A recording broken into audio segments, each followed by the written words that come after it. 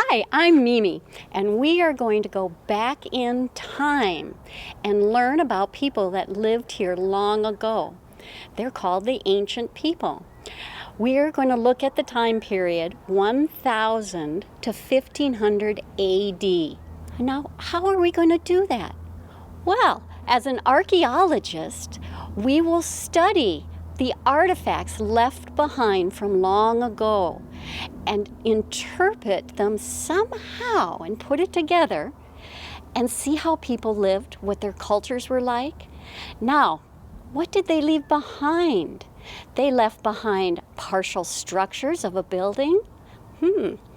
Maybe some sherds of pottery, that's pieces of pottery, some tools, some weapons, and maybe some art. One of the artifacts left behind is called a petroglyph.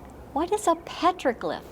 A petroglyph is an art form, and how that got there was the ancient people would peck onto a boulder the art. So petroglyphs are all over Arizona, and we have one here. We are going to go into the kiva at the Desert Awareness Park and look at a real petroglyph. Does that look like a lizard?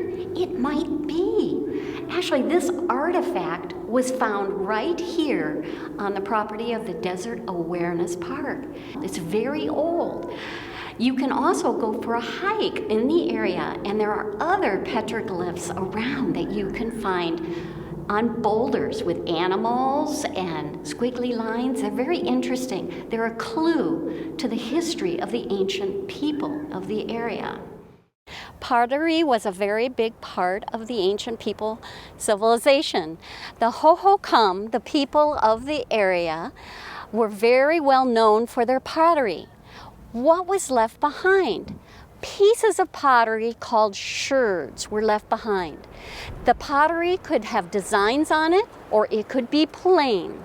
Pottery was used for cooking, for storage of food, for sometimes ceremonies, and those are very important artifacts, and it tells a lot about how the people lived and ate their food. Another type of artifact would be tools. They made these tools in different ways.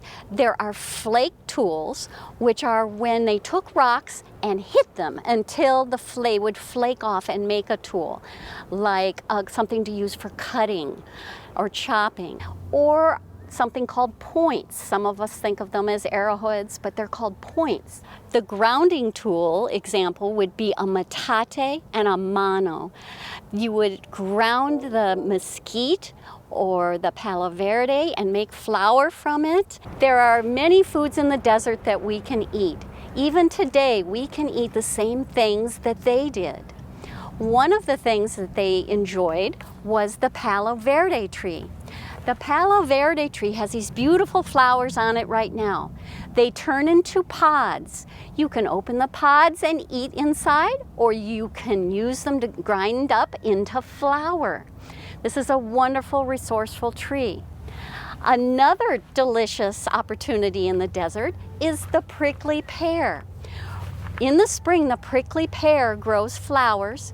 Those flowers turn into fruit, which is called tuna. We can harvest the fruit, be careful of the spines, and we can make jams and jellies. It's a wonderful plant. The Hohokam also used it for medicinal uses. You can slice the pad in half and use the gel inside for sores or sunburn. It's wonderful, just like aloe vera. Now, the mesquite tree is a very useful tree. It was used back by the Hohokam, and we still use it today. The mesquite tree can be used for food, and it can also be a medicinal tree, which means used for medicine. Now, you can eat the pods when they're green, but then you can also wait till they're dry.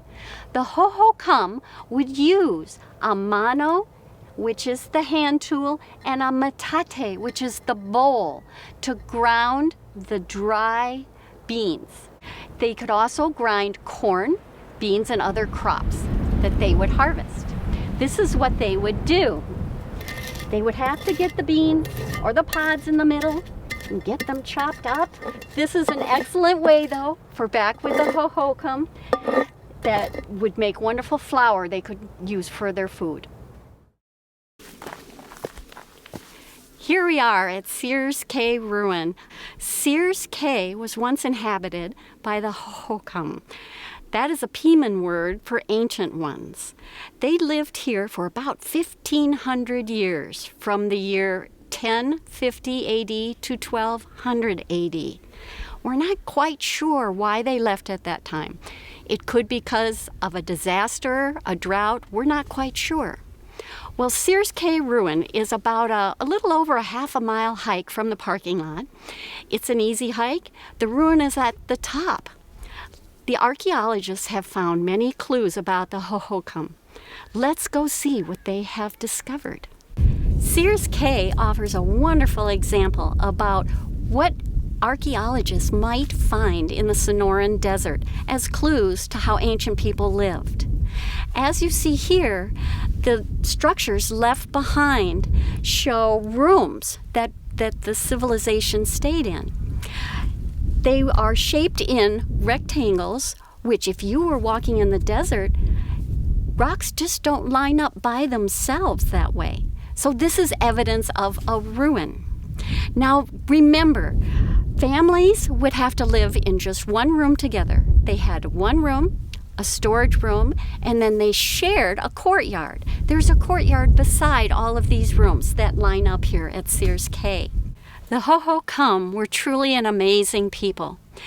Not only were they famous for their pottery, but they developed a system called irrigation to water their crops. We use irrigation today to water our crops in Arizona. What is irrigation? Irrigation systems bring water to crops, and they do that through ditches or tunnels.